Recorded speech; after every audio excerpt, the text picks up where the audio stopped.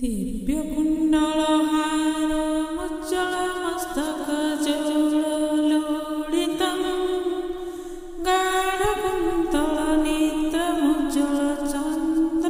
गाढकुन्तलनेत्रमुज्ज्वलचन्द्रशिलतभासितं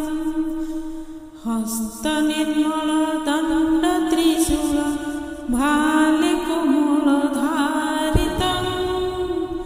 हे शिवापति पार्वतीपति त्राहि मां भवसागरम् ब्रह्मरूपिणी विष्णुमोहिनी सर्वक्षेत्रिणी शोभितं देहधारिणी विष्णुवासिनी रूपकामिनी सूचितं देवकामिनी नागपद्मिनी सर्वसुरमुनिसेवितं हे शिवापति पार्वतीपति त्राहि मां भवसागरम् ब्रह्मिकर्पूररूपभास्वर पादे नूपुरगर्जितं चन्द्रभास्करकान्तिप्रभाकर कर्मकेश्वरसूचितं भूतखेचरसिंहशार्दूल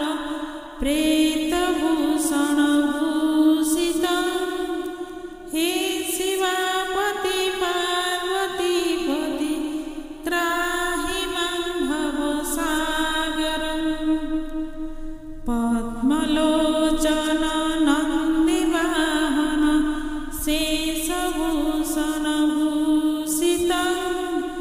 भस्मलेपन चर्मधारण सृष्टिधारण प्राचितं पञ्चानन काममर्दन योगसाधन साधितं हे शिवापति पार्वतीपति त्राहि मां भवसागरम्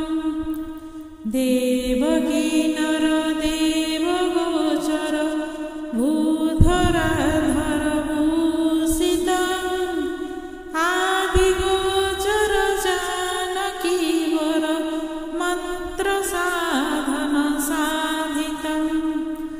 त्राहि मां शिव त्राहि मां शिव त्राहि मां हर भासितं हे शिवापति पार्वतीपति त्राहि मां भवसागरम् त्राहि मां भवसागरम् इति श्री शिवध्यान सम्पूर्ण